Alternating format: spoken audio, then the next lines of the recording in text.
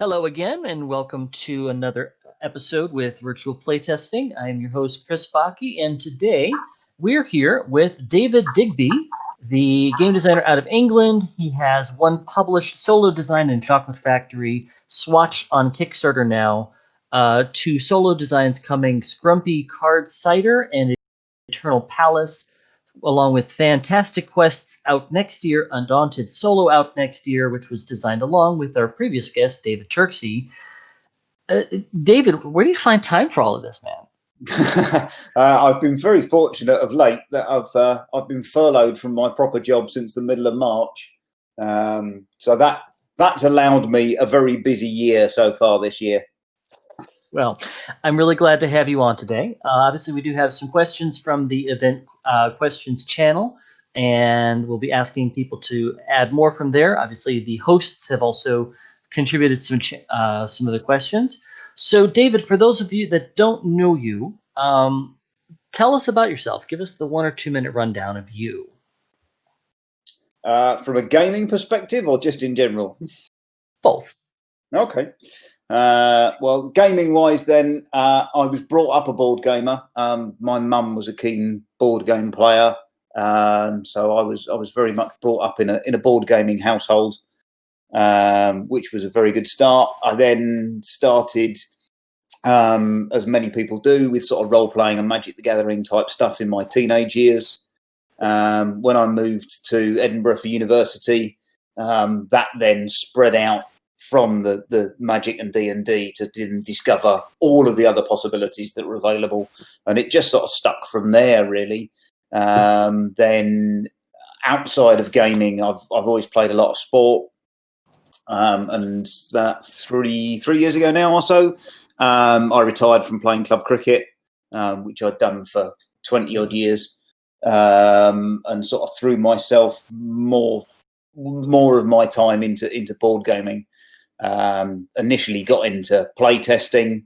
Playtesting turned into developing turned into designing, which turned into more developing, and then eventually that sort of evolved into the stuff that I'm doing these days, really.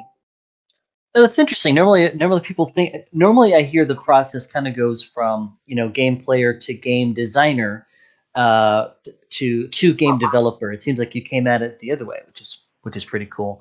So we have you on here today to talk about gaming for one, designing solo modes. So I guess what I'm curious about is, how did you get started making solo modes for a game? So, I mean, since I got back into the hobby, I've been a solo gamer. So I've spent a proportion of my time playing solo games and enjoying that aspect of the hobby. And I was doing probably two or so years ago now, I suppose. I lose track of time.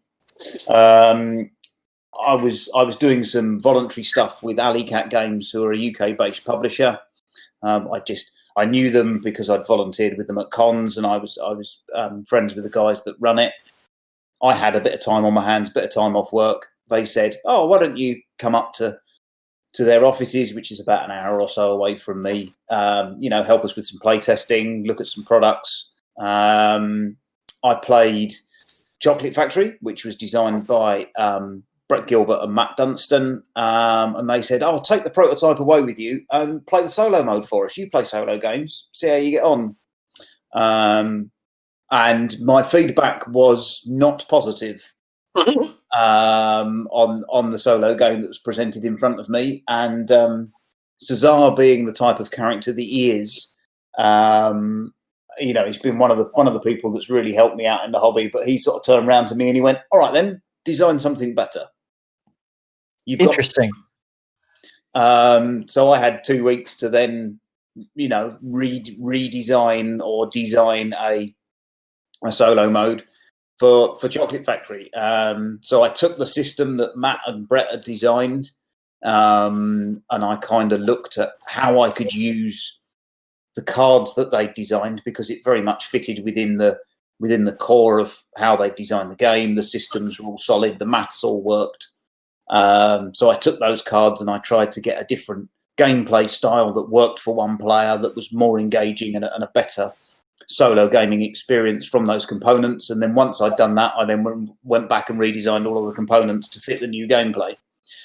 And then presented that to Matt, Brett, and Cesar in a development meeting in Matt's digs in Cambridge University, and and they sort of said, "Yeah, good, yeah, fine, happy that, yeah, we'll publish that," and that, and that was that really.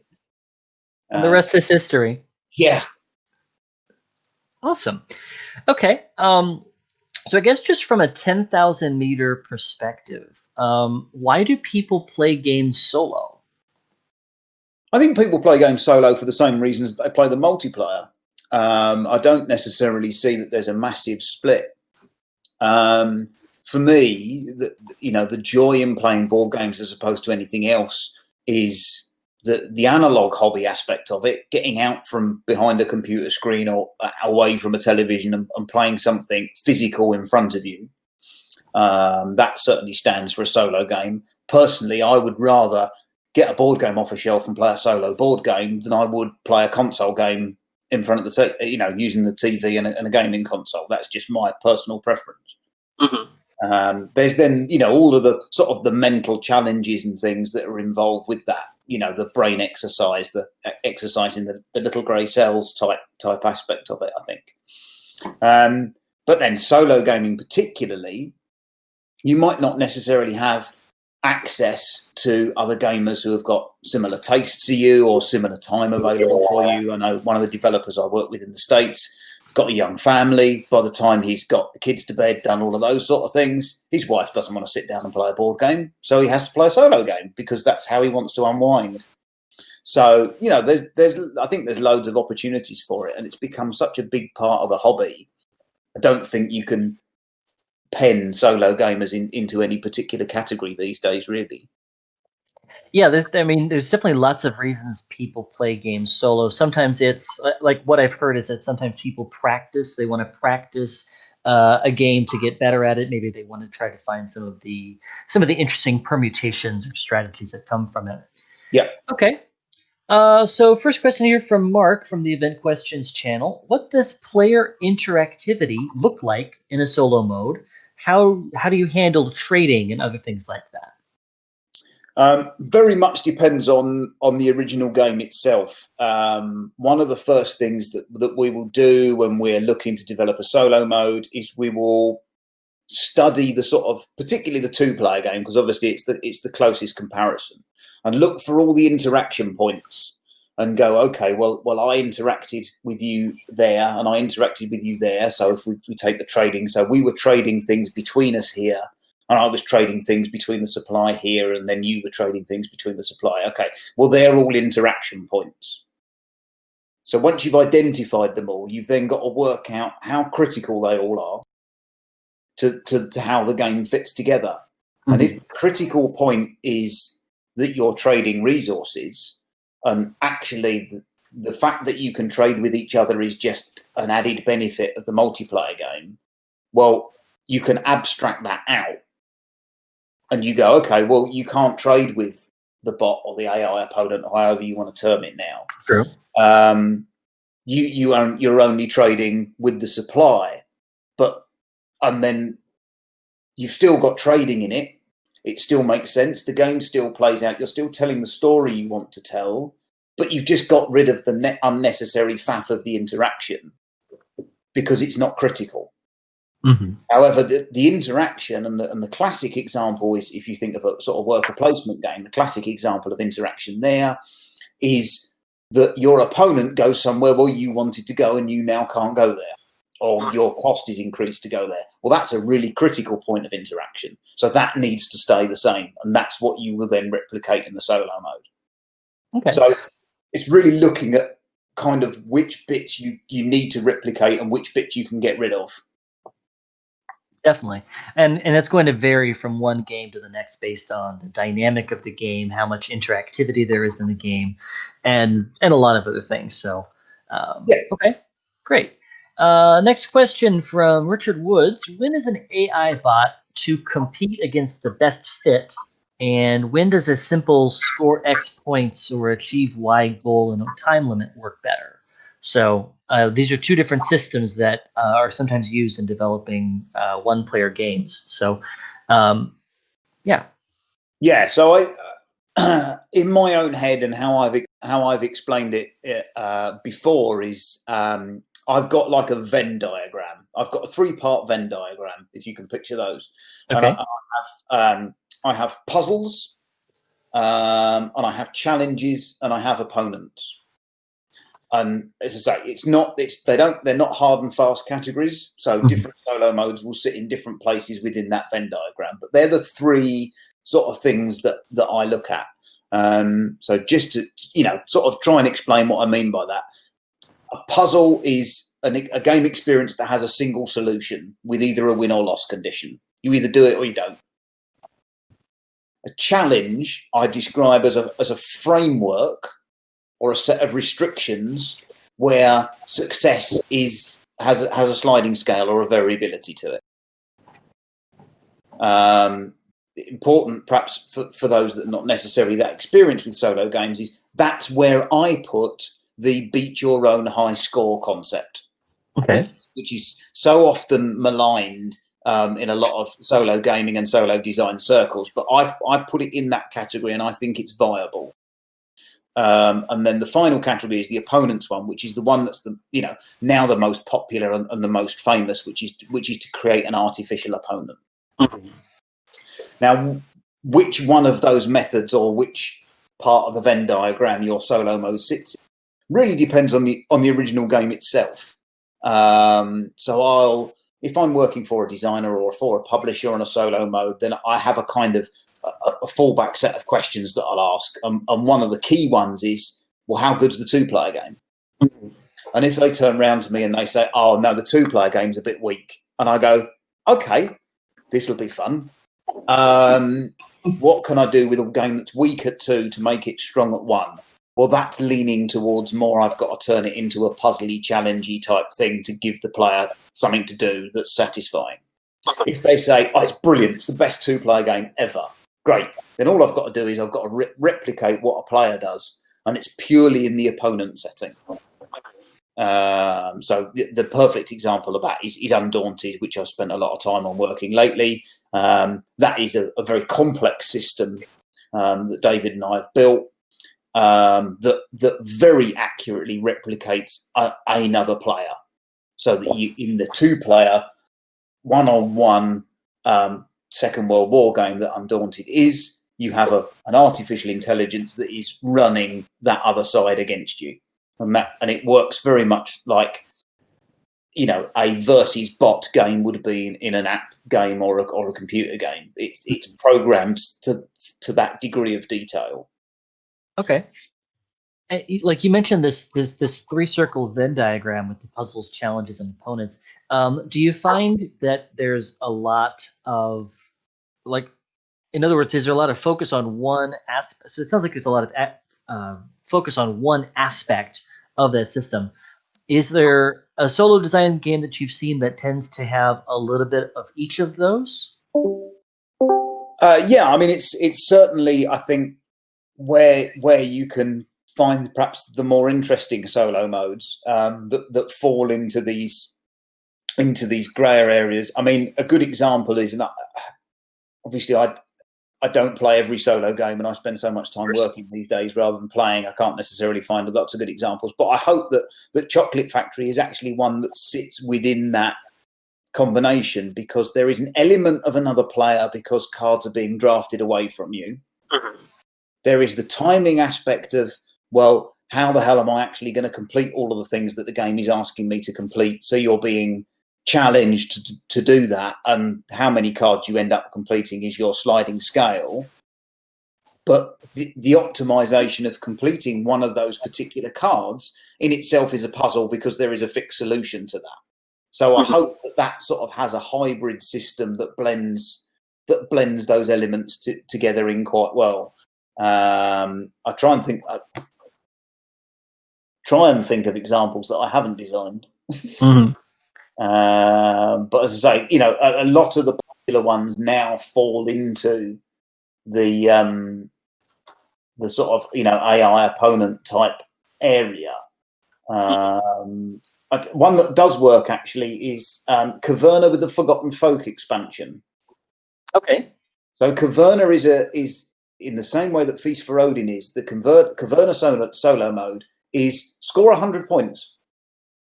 Okay, well that's a beat your own score. Great, that's a challenge. You can measure yourself against how close can I get to 100, how far can I get over 100. But it becomes much more puzzly when you introduce the Forgotten Folk expansion because the asymmetrical characters work so differently, and you have to really optimize that character type and try and get the particular score. So it becomes much more of a challenge for the opponent than beating that high score. It's okay. Well, if I'm playing the Dark Elves and I play the perfect strategy for the Dark Elves, I can get that right. But if I use the same strategy when I'm playing the Hobbits, then I'm not going to get anywhere near close to it. So it's just the way that you create that variability and that freshness in the gameplay, I think, perhaps gives you a different experience. But yeah, there's grey areas between all the different ones, I would hope. Yeah, of course. So you mentioned that the whole beat your own score, your own high score feels much maligned. Is it just because it's kind of boring, or is it just like victory points? I think it's just it's got a bit of a bad rep for being boring, for being unimaginative. The developers. It's envisaged as though the developers are sit there and they play at 2 players and they go, cool, 100 points is a good score. Let's make you play against that. And they just leave that in the box and say, go get 100 points. Okay. But actually, if you look at something like, so one of my all-time favourite games, and I love it solo as well, is Feast for Odin, which I know is another Rosenberg. But you've got so much wideness of strategy in that game. You can take so many differing paths that actually beating your own score can be really interesting in itself, because it's the sort of game where once you've got it out of the box, you might as well play it twice type thing. So you go, great, well, okay, I'm going to go off exploring and I'm going to smith weapons and I'm going to try and fill my player board. And then you go, cool, well, I'll just reset it quickly. Right, now I'm going to do farming and sheds and small buildings, and can I beat the score I've just got? Okay. With a completely different strategy. Now, to me, that's as satisfying as when I will get multiplayer games out and I will play them multi-handed. That's something else I'll also do. There are some games where they may include a solo mode or they may not include a solo mode, where I'll sit there and I'll play it multi-handed anyway, just to have that play-off against different strategies. So, yeah, I think there's room for beat your own score. I don't think it can be like anything. If it's poorly developed and it's poorly designed, it won't stand up. And that's why it's got the rep it has. Mm-hmm. But there's scope, I think, for putting a beat your own score, or as I describe it, the challenge style solo mode in a game. And because the gameplay suits it and it's the right fit and you do it well enough, that it's a viable option and that people will enjoy it. All right. Next question from Andres. How do you ensure that solo games are replayable? If a player wins once, what's the incentive for them to play again?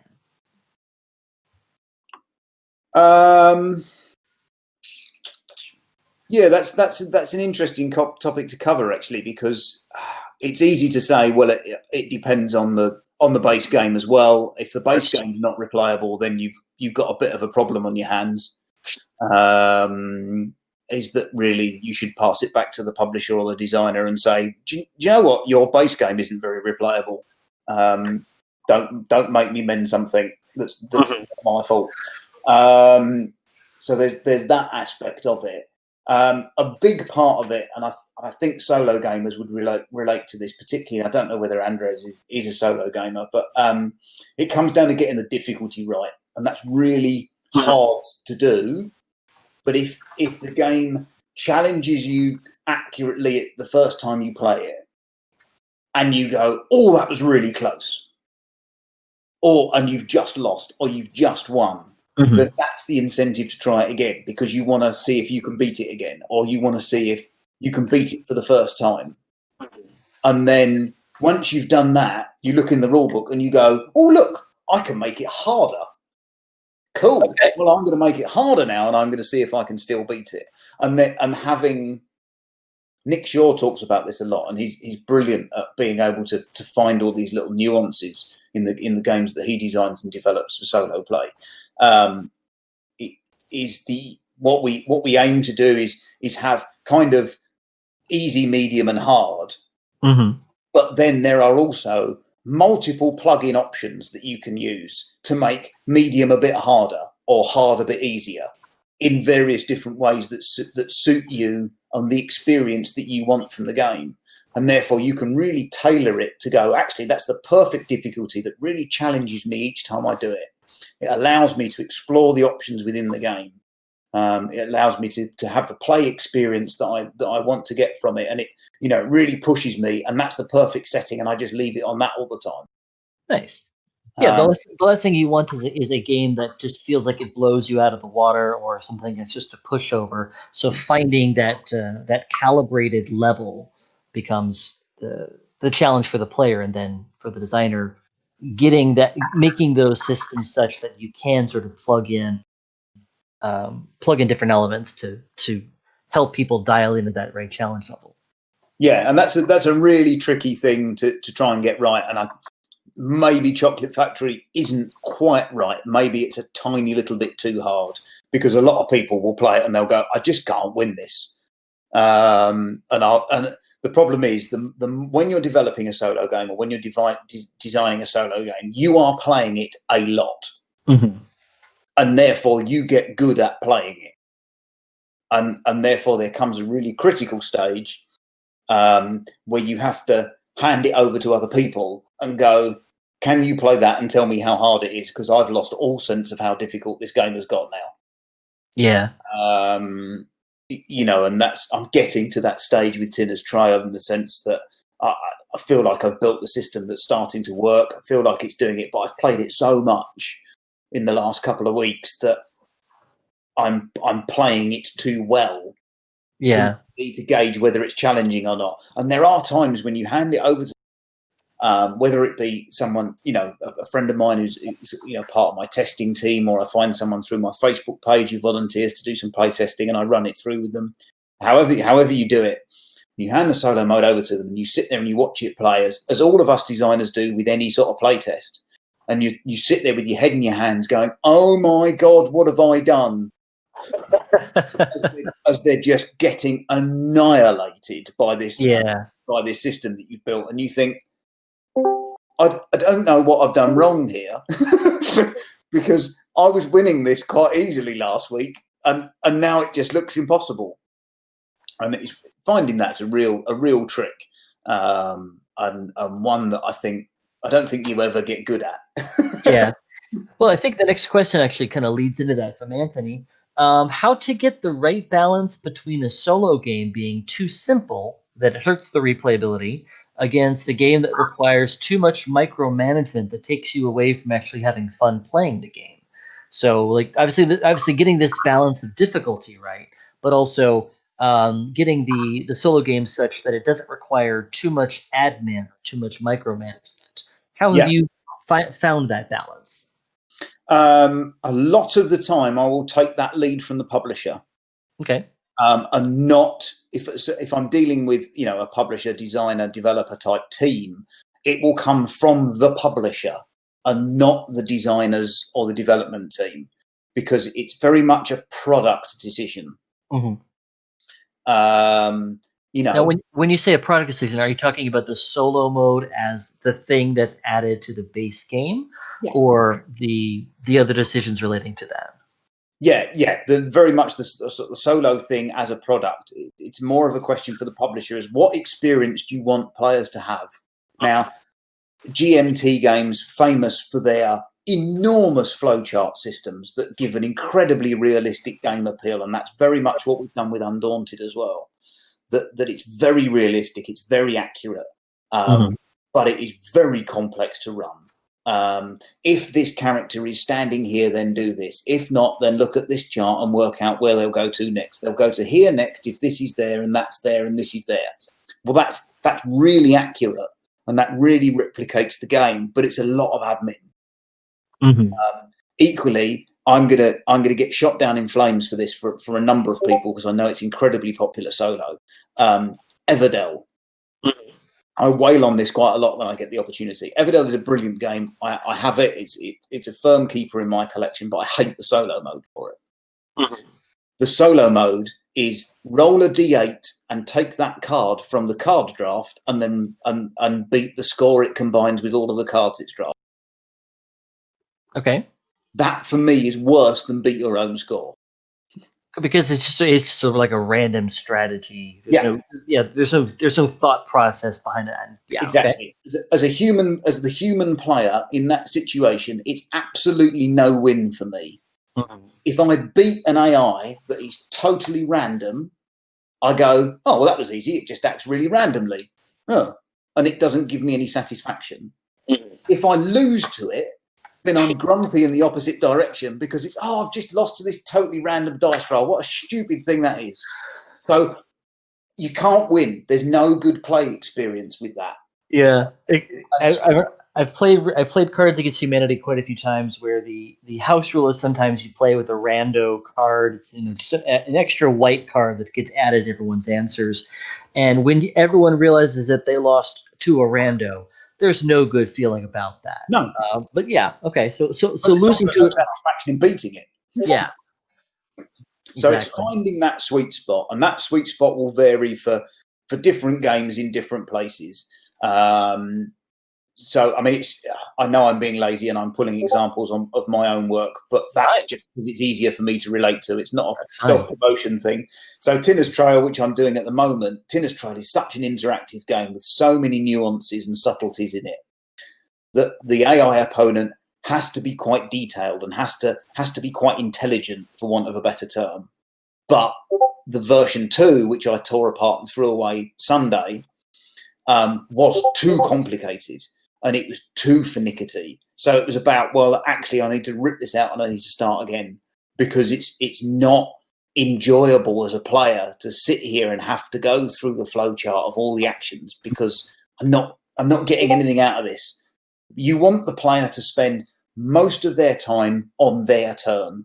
I think that's a really key point, is that your opponent shouldn't take up so much of the gameplay, and that with a system like Undaunted, yes, it's very fiddly, but a lot of the time it's obvious, and therefore you skip straight to the correct step straight away. That enemy unit is sharing the same tile as me. Well, it's going to attack me. Let me just check that. Yes, it attacks me. So because the gameplay makes a lot of sense, then you just follow the theme and it ties in well. You can't so much follow the theme with something like that with Tinner's Trail. Because you could just do, I'm going to do a load of mining. Okay, well, that's a strange thing to do. Oh, I see, you've got a plan. So it's a bit trickier to replicate. Obviously, the master at getting that balance right, of getting the randomness right and getting the predictability right is David Turtsey and the way that his systems work. So the Anachrony systems, the Tikenyus, the Teotihuacans, they've got enough randomness to make it unpredictable, but you know roughly what your opponent is doing in exactly the same way you would if it was a real human being sitting opposite the table at you. And David does that balance so well that you could pull up any of his solo modes and you'll see great examples of how that works. Yeah, definitely. Okay, next question from David. What's the best way to know if you should develop resources to making your game solo playable? In many instances, I've developed a game where a solo mode isn't feasible, except as potentially a new expansion or almost an entirely separate product. An example being like Magic the Gathering's single-player modes. So maybe just to kind of rephrase that question to my own words, how do you know if your game can or should be a solo or should have a solo mode? I'll quite often interrogate people with that when I first get asked as to whether it's viable or not. You know, going back to is it a good 2-player game? Oh no, it's rubbish at 2. Probably shouldn't think about trying to make it play 1 then. Yeah. You know, there's kind of that aspect to it. Equally, some games just don't lend themselves to solo. So Tungaru, which is an Alley Cat title, I was one of the developers on it to a certain degree. I was asked, do you think this game can have a solo mode? And the answer was no, because how on earth are you going to do that in this space? How are you going to? Spatial awareness is one of the hardest things to try and work in a solo game. Giving any sort of form of artificial intelligence spatial awareness increases the overhead a lot and means that you've got to start making more and more decisions for it, and that takes away from the solo experience. You're having to do more of its turn for it. Well, you might as well play the game two-handed on your own. So spatial elements are a real big challenge, and that would be one of the big sort of red flags for me if I were looking at a new game. I would say, okay, well, this is really spatial. Your solo mode here is either going to be really random, or it's going to be really complex that you can't find the sweet spot in the middle. In terms of resources, I don't know whether the question's about sort of production costs. Is that often a solo developer will be left with the dregs anyway. I think that was, I don't know whether that was in your list of questions from earlier that we've not covered yet, but in terms of component counts and things like that. Well, I think the question is more about, like, the way that I'm reading Dennis's question. It sounds like the question is, how do you determine the best way, or how do you know whether you should develop the solo mode or not? And it sounds like, so maybe that's a better way to say it. It's looking at the game experience. It's looking at the type of product that you're trying to produce. If you're trying to produce a family weight game that's going straight to retail, that you're pitching to big name publishers for a gateway market or something like that, then there's probably not much interest in a solo mode for it. So don't bother. Don't spend your time tying yourself in knots trying to make something solo playable if people are never going to play it solo. However, if you're designing a game for Kickstarter with a worldwide release, and you're perhaps a smaller publisher, you're looking for as many backers as possible, then maximizing that market by including solo play is almost a business necessity these days. People are driven to having to put solo modes in games because they can't handle the Kickstarter backlash when they put 2 to 4 players on the banner, and they'll just get rafts of comments of people going, "Why isn't there a solo mode? I'm not backing this. This hasn't got a solo mode." Yeah, that's second only to making your solo mode a payable tacked on extra. There's nothing that fills people with more vile on things like Kickstarter, watching you go, there's a solo expansion, $6. Yeah. That's not popular. Don't do that. Obviously, knowing your market, knowing who you're selling it to, and knowing whether this thing that you want to create helps the game become a better product, obviously is a major aspect of that. To kind of follow up on something you mentioned earlier, how many decisions should the player be making on behalf of the AI? I think I know the correct answer to this, but I want to hear it straight from you.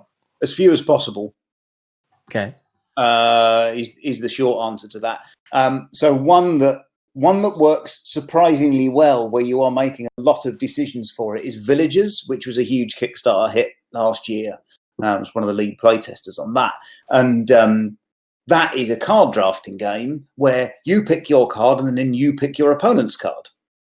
Well, there you're making almost 100% of the decisions of your AI opponent, which should ring off all sorts of alarm bells with a solo design. But actually, the way that the rest of the game forms around it makes that a really interesting decision. And it's almost like a sort of multi-purpose card type decision where you go, oh, if I do that, then I can't do that. So there's a really interesting way, because all the cards interact in a certain way that kind of works. But yeah, the less decisions you have to make on behalf of the AI, the better. The general rule. Okay. Yeah. Okay, so definitely the fewer the better, but there are exceptions in cases like villagers. Okay, next question from Elko. What do you think are the mechanics most suited to solo games? What separates them from mechanics that are good for multiplayer games but don't suit solo games? So we've touched on that a little bit already in the sense of spatial awareness is really difficult to replicate. So the more spatial a game is, the challenging, puzzly type thing rather than an AI opponent. I'm gonna make some more unpopular statements. Please do. I don't like co-op games. This is not a little known fact. Most people know me. No, I don't like co-op games.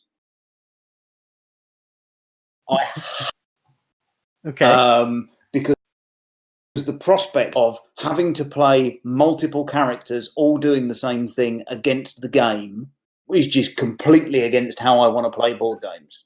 So I'm gonna put my neck out on a line and say Mage Knight is a brilliant solo game. I play it two-handed. Okay. Because you don't like the co-op aspect of it. I don't play it solo, because otherwise it's too much like a co-op. Okay. I would rather run two different characters doing different things against one another than I would run two characters working together for a single goal. Interesting. So that's a personal taste thing. In terms of what mechanisms make good solo games, I'm then going to contrast that, and I'm going to say, if you've got a co-op game, it's going to be really easy to make that fit a solo game, because you can replicate the experience quite easily. The more thematic your co-op game, the easier that's going to be, because you're telling exactly the same story. You're just doing it with less. So there's a nice contrast of points. My gaming taste is medium to heavyweight Euros, and a lot of those work really well as solo games, because you can make them really competitive, and you can give good challenges. You can create good puzzles. You can test the player to be optimal. You can create realistic opponents that act randomly enough but are predictable enough. There's a real sweet spot for me in that area, and I don't think it's a coincidence that my favourite types of games are also my favourite types of going solo, and they're also the ones that I feel work best solo. I think there's a definite trend that's just where I sit within gaming. Yeah, no, that's that. I mean, we all make the kind of games that we like to play more often than not, and whether that ends up being light, medium, heavy, that definitely comes into it. Okay, next question from Nathan, one of our hosts here. What challenges do you find making a solo variant on a strategy game that has no randomization? For clarification, something like Hive. I mean, again, we're going back to the element of spatial awareness. Hive is something that's also very situational. One move, the optimal move in one turn will be the worst possible move on your next turn. So there's a real fine balance in there. If I was presented with something like Hive, because it's the example that Nathan has used, I would be looking down the puzzle challenge line, and I would not be looking to create an artificial opponent for that. Okay.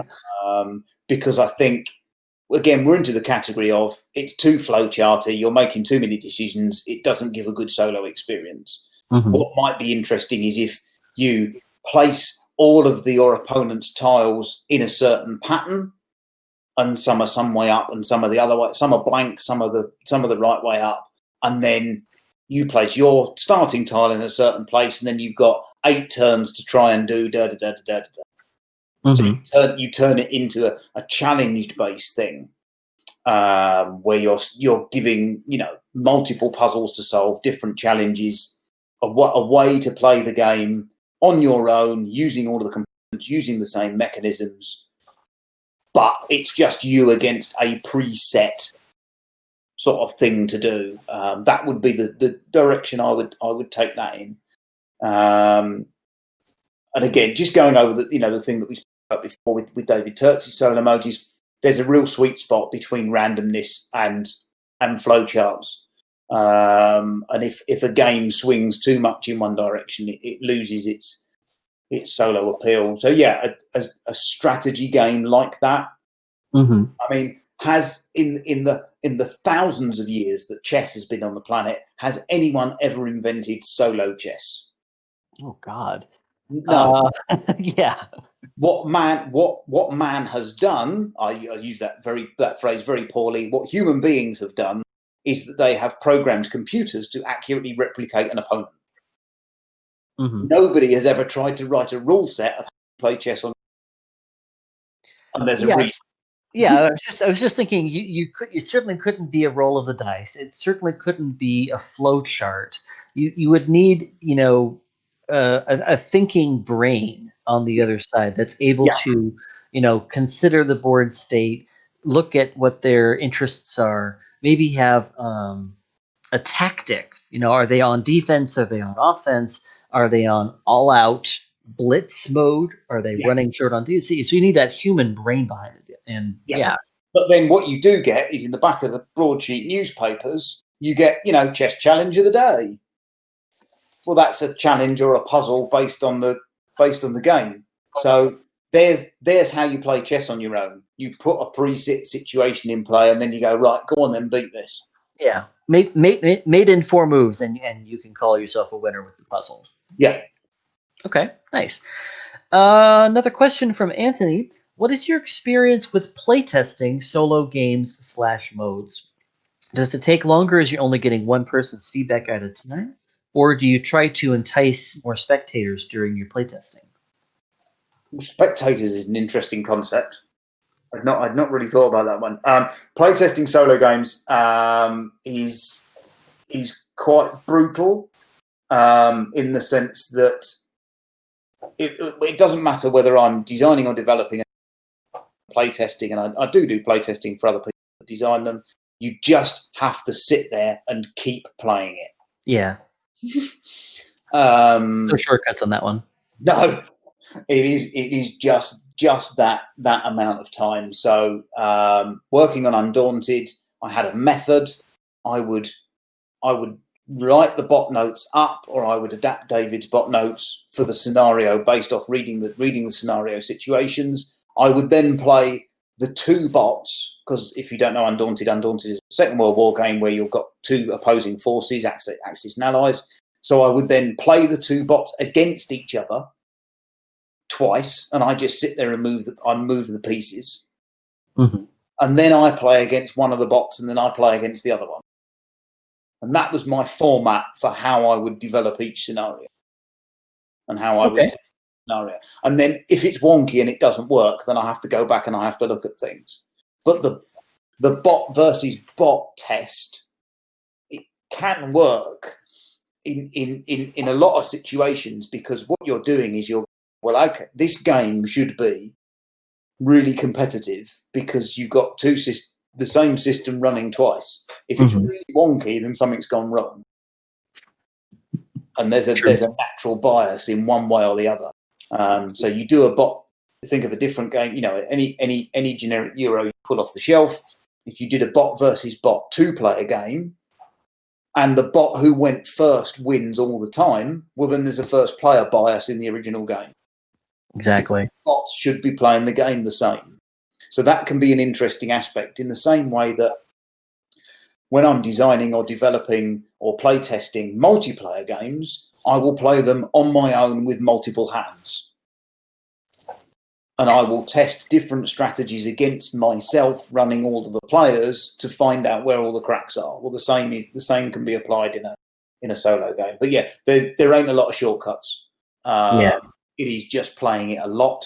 And then it is reaching the point where you go, either I just can't play this anymore because I'm sick of it, or I can't play this anymore because the game is no longer realistic. I know absolutely every possible combination of things it can do, and I can mess with it too much, and I'll beat it too easy. Yeah, it just gets to be too easy for you.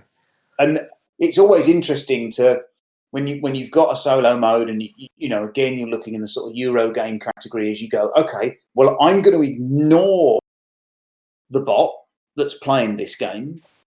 I'm just going to let it do its thing, and I'm going to try to score as many points as I can. And I'm just going to leave it alone. Okay. Complete air style game. And you go, okay, well, actually, I won that game quite easily. Well, that shouldn't happen. You shouldn't be able to ignore it and win. Or you get the complete opposite, and you go, Christ, I've ignored it, and it's absolutely destroyed me. Yeah. That's now too far the other way. Is that now actually the optimal play for a solo player during that game is to just mess with it and not play the game. Well, you should feel like in any game, you should feel like understanding what the opponents are doing. That is obviously important, but in a solo game, when you have the one or other AIs or whatever, there has to be that sort of interaction built into it, and you can't just keep your head down on your own player board or tableau area. Yeah, I mean, it's the phrase is well used and well practiced. Oh, this game is multiplayer solid.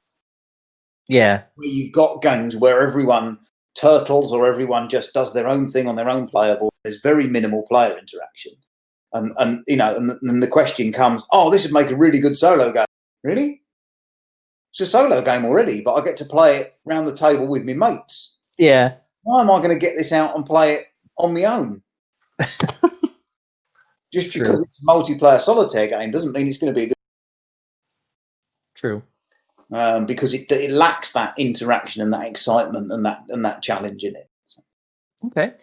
Next question, also from Nathan, one of our hosts here. How do you add a solo mode to a game without adding too many extra components just for that mode? Do you have any strategies or formats you use to keep this extra component cost down? Yeah, I mean, that's the question that I refer to. Some of these questions I've read in advance. So it forms a very early part of. We've spoken about before the sort of questions that I'll use when I'm speaking to a publisher or a designer, and one of those will be, what components can I use? Working with perhaps guys that are self-publishing or designers that are looking to a development stage rather than a manufacturing stage, and they'll go, oh, I'm not sure. I was like, okay, well, how many cards have you got in your game? Oh, we've got 46 cards. Brilliant. Okay, so I can have 8 cards. Why can you have 8 cards? Well, there's 54 on a print sheet. So to keep 54 print sheet cards for every copy of your game, that means if you've only used 46, I can use 8 for the solo mode. Oh, right, okay. So you work to those sort of restrictions. So Swatch was a great example, which Scott has got up on Kickstarter at the moment, and has sort of hit the 250% mark or something on funding, which is brilliant. Nice. For a first time publisher designer, it's quite an achievement to do that. I digress. But with that, I contacted Scott and I said, okay, well, the game's got a lot of cards. How many cards are left on the print sheet? And Scott was able to give me the numbers, which I now obviously can't remember. It was something like 14. So I went, cool. So I've got 14 cards. And then I had to twist his arm and I said, Scott, I've designed a system that I really like. It's got 2 custom dice in it. Can I have 2 custom dice? Oh, I don't know. I don't know. Can you price up 2 custom dice for the solo mode? So he had to then get back in touch with the manufacturers and go, what's the price for 2 custom dice to be included? And he had to then factor that into his manufacturing costs and things like that. and things like that can be quite significant, even though you're dealing in, pennies per se. Cents. Most things are calculated in dollars and cents. Mm-hmm. It can be quite a big factor if your overall manufacturer for a game is $3, and then your solo designer comes along with their big boots and gives you a solo design and goes, nope, you need this and this. The only way the solo design will work. Then you get a manufacturing cost for that, and your solo design adds $1. Yeah. Then that's just not viable, and that developer's not done their job properly. True. So it's really important to get an idea of, how many cards have you got left on your print sheet? Are there components that scale by player count? So are there resources in the game? Because you're going to need less resources playing a solo game than you are playing the game up to its maximum player count. How can I reuse those resources to use the solo mode? Exactly. Can I use these resources in a different way? Can I find a different way of using these components? Another really important thing to remember is rulebook space. Yeah. The more complicated you make your solo mode, space takes up. And if you're suddenly working and you turn around to the publisher or the designer and they say, great, solo mode's done. Yeah, solo mode's done. Yeah. It's 4 pages of rules. Oh, well, that's going to be 75% of the rule book. Yeah. Now we've got a problem. So that it's more than just the stuff that comes into the box. But personally, that's one of the aspects of designing solo I really enjoy. Those limitations. Yeah, the TTS era that we are now existing in, where you can just go, I just need some more components. Blink, blink, blink, blink, blink, blink, blink, blink, blink, blink. Means that your design space is completely unlimited. But you no longer have to worry about if you can very easily design a game in TTS that has 300 cubes and 150 dice, and then of course you go, oh, it's such a great game, and then you ask manufacturers about it, going, what do you mean it's going to cost $85 to manufacture or something like that? Yeah, exactly. But as a design channel, I'm not one that goes in for design competitions. I know it's something you really enjoy doing, but just having that restriction of, can you make this a solo game using 8 cards and 2 dice? Mm-hmm. Oh, that sounds like a fun challenge. I could do that. Oh yeah, yeah. One thing I do one thing I do enjoy about some of the design contests is that exact element.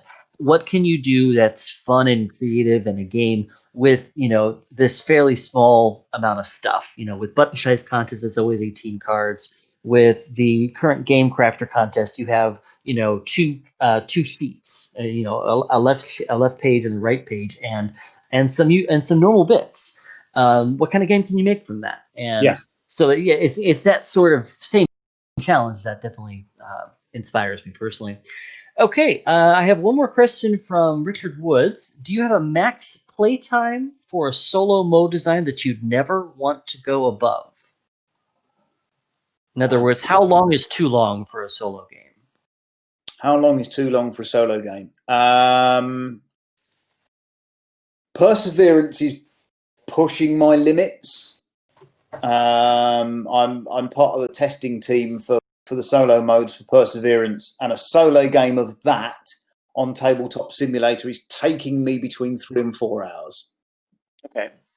This sounds like it'd be straining the attention of almost anyone. Except the hardcore fans that go, Twilight Appearing was too short. Yeah, I mean, what you're looking at in the solo gaming market is that you're not looking at a lot of people that go, I've got all day free, I'm going to play one solo game. You're looking at people whose lifestyle means that they're squeezing a solo game in a slot after the kids have gone to bed, or while their wife's at work, or whatever situation they are in. They are finding a small time slot to squeeze in a little bit of me time to play a board game. And therefore, if your little bit of me time is 4 hours, that's quite a lot of me time. and that's probably pushing the limits. Equally, that game is brilliant. Mm-hmm. So there are times when the massive games that I've got in my collection take quite some undertaking. I would never rush a solo game of Tricarion just to try and fit it in a 2-hour time. True. Because I want to sit there and I want to really dial out all of those details, and I want to have all of the AP that I never had. Mm-hmm. Because I make decisions quite quickly. I want to completely contrast that, and I want to sit there and pore over my turns in great detail. Because running the AI is so easy that you can spend all of your gaming time on your turn. And the fact that a multiplayer game of Tricarion takes 3 hours and a solo game of Tricarion takes 3 hours is fine.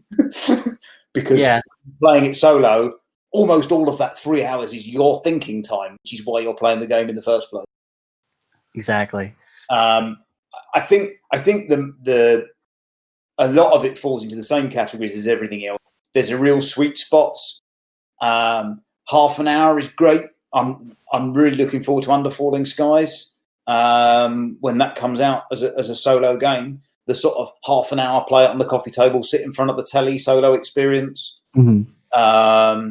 To then the kind of I've got about an hour or an hour and a half. Yeah, I could get a proper medium weight Euro out and I could solo in an hour. That's cool. I'll play that. And then there's the every now and again you've got an entire day off and you fancy getting something really crunchy out. I think scope for all those products, but much like everything else with product design and product concepts, it's a fat bottomed animal, isn't it? The quicker, faster, shorter, more fun is where you've got more room. There's something. 3-hour solo game has got to be something really quite special. Yeah, there's something to be just to remind yourself of. Like, this game is kind of filling a specific niche in a person's catalog or their collection. They're buying this game because they want to have the 2-hour experience or the 30-minute experience. Okay. Last question for us today. From Ian, the co-creator of the group. As a publisher with a limited total budget for development of the game and for a solo mode, to what extent can you justify spending that on solo mode development rather than development of the game as a whole? So let's see where the intonation is in. So if it's down to money, if that question's down to how much money can I invest in developing a solo mode, and time equaling money in terms of, well, if you're going to pay a developer or a designer to go and do your solo mode for you, then you're turning that time into a cost. You just have to go and look at Kickstarter and go and find a 2 to 4 or 2 to 5 player game and see it get whaled on. Mm-hmm. As we spoke about earlier, the knowing your market. If you're going to put a game on Kickstarter and you want it to be successful, you really got to try and get a solo mode in there. Yeah, otherwise you're going to get a massive backlash. In terms of how you do the budget, certainly if you're dealing with an external developer or an external designer for solo modes, they're naturally good at working to budgets and deadlines and restrictions. So you turn round to them and you go, okay, well, you've got 12 cards, 1 standard D6, and 8 hours. Okay. Design a solo mode. Okay. Yeah. And you know what you're working to. And I would expect in the same way with any sort of rulebook editing job or any job where time is a factor and time is being budgeted, it comes down to project management, doesn't it? Mm-hmm. That partway through that block of time, you turn back round to your client and you go, yeah, all on course. I'm 4 hours through. I'm happy we're on track. All good for 8 hours. Or you turn around and you go, this is ridiculous. It's not possible. You're asking me to do a miracle. Can we reassess this? Or you're just getting a half-baked thing back again. and you just need to have that dialogue from a project management point of view. Exactly. And it's definitely important to keep that communication open anytime you're a developer or designer working with the publisher. Okay. Well, David, thank you so much for your time. thank you so much for some insights to this industry. This has been Chris Bakke and David Digby, and we'll see you again for another event. Thanks, Chris.